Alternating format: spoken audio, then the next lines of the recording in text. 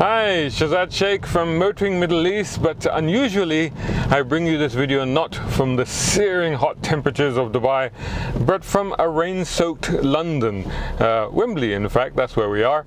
I'm actually on holiday, but whilst I'm on holiday we continue to work and we have a car. We have a BMW M235i. I've not driven this car before and I've had this car for a few days now. So I've had a chance to really get to enjoy the car and to experience it a little bit. I'm not going to give you much of a test today because we're just driving around Wembley and the North Circular in the soaking wet, so not much opportunity to stretch its legs and show you what it can do, but certainly can talk you through the car a little bit and just tell you what it's been like living with this car for the last few days. So this is, of course, now it's a 235i, so it's got now the well-known straight six engine in there, the turbocharged unit. In this particular car, it puts out about 326 brake horsepower and 332 pounds-foot of torque, and I think that's just from 1300 RPM, so pretty instantaneous.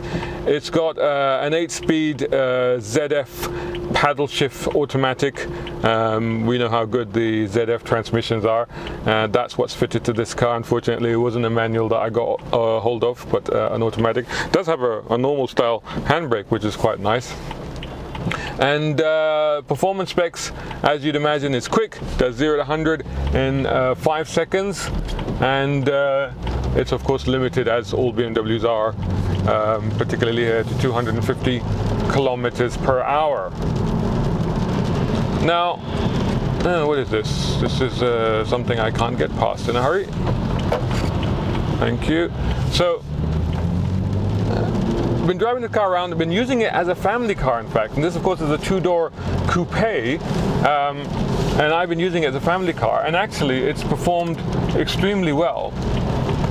I'm actually quite surprised how practical it has been, because I've got two kids and we've been driving around. We went up to Legoland in Windsor and stuff like that. So a good old 2-hour drive there and back. Kids riding in the back. My son's quite tall. No complaints at all. He's quite happy in the back. So it's quite practical, quite comfortable. Decent boot space on it as well, as you'd imagine. And of course the size is pretty good for London. I mean, this thing actually is about the same length and in fact the same height as my old classic E30 325i that I used to drive around in these same parts, in fact. Although this is 10 centimeter wider for some reason. I suppose all cars are wider, aren't they? Bigger tires and everything. So slightly wider, but still not so wide that it gives you heart attacks when you encounter the width restrictions that you sometimes do in London. So actually quite practical. Now, this of course is an M car, and it's a sporty car, and it has, like I said, 326 brake horsepower compared to the 170 brake horsepower that I used to have in my old 325i. And I used to have a lot of fun with that car. Automatic on off, as you probably noticed, the engine switched off there. Fuel saving.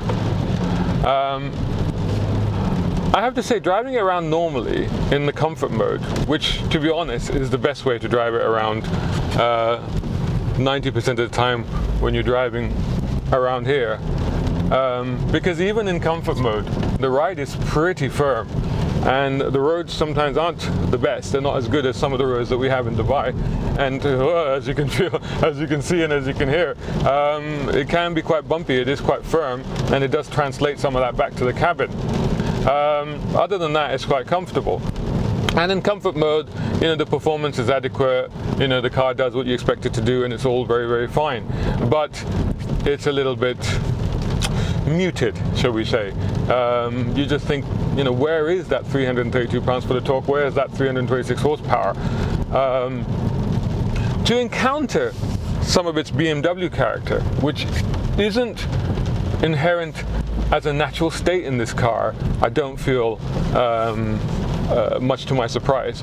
But if you want it, all you have to do is come down here to this button here, and you go into sports, And I think you can see, maybe from that camera you could see the display has changed on the central screen here, and the engine note has changed, the throttle response has changed, the whole character of the car suddenly starts to change, and you start to get some of that BMW essence that you've paid your money for an M car.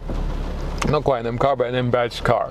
And then there's another mode, Sports Plus, which of course dials back the traction control as well. Can you see it? Because that selected it. Sports Plus, yes. So now the little yellow lights come on in there. Seeing as it's look at that. All of a sudden it wants to go. You see, it's changed character. Unfortunately, again, in this wet weather, I can't really show you what it can do. But certainly the performance is there. It's get up and go. It's eager. It's bitier. I wouldn't say it's oversteery. It kind of gives the impression, whereas in comfort mode it's more set up towards understeer. You can certainly feel that a little bit. Put it into sports and you start to feel a little bit more pivoting. In this wet, I'm spoiled. In this wet weather, I could probably get some understeer, but that's probably not a good idea right now. But it doesn't go crazy as you might think. Now, a couple of years ago, I was lucky enough to get hold of the BMW 1M, the 1 Series M car. That was in manual form, and again I drove it around London and outside London as well. And that car reminded me a lot of my old E30, and it had a very lively, very electric, very eager attitude about it. Some people say this is a replacement for that car, because of course that car wasn't built, it was actually built in limited numbers and it's no longer built. I don't think this car is a replacement for that car. I think this car is a far more livable, far more user-friendly, far more daily driver practical car than that car was. That car was daily driver practical, but it was a car that you wanted to be on it all the time. This car you can be on it, or you can just relax and just chill, drive around town, drive up and down the motorway, no problem at all. So this is not really that car. I don't think this is the 1M. I think the 1M was probably, so to speak, a one-off. But having said that, you know, this gives you some percentage of the excitement that you used to get. You can hear the engine note there, and you can feel a little bit of slippage, just, you know, coming out of that corner in the wet weather. But a lot of speed bumps here. We are, of course, right next to the iconic Wembley Stadium right now, rebuilt with that massive arch. Just going down on the side of this side of the stadium now. This place is completely transformed from when I used to live here over a decade ago, nearly. So to sum up, it is a great car. It is a very good car. In this environment in the UK, it's actually very, very good. It's a very comfortable, very easy daily driver. And if you manage to get out of town and find some nice roads, you can certainly have a lot of fun with it. Now, the price in the UK, as I understand it, it starts from £28,000, which equates to UAE dirhams of less than 170,000 dirhams, which at that money is actually, you'd go, yeah, definitely one to put on the shopping list. Now, I have to confirm the UAE price with BMW Middle East, and I will include that in the written review that will go with this video. But at the moment, I understand it to be, or I recall it to be from memory, about 250,000 dirhams plus. That price, it's too much for this car. There's a lot of great cars you could get for that money, and I think that's a very high price to pay for this car, unless you're really into your small compact BMWs. And the weird thing is that I think that's almost on par with the 435i. So surely in the Middle East we'd prefer the bigger coupe, we don't really need the compact size.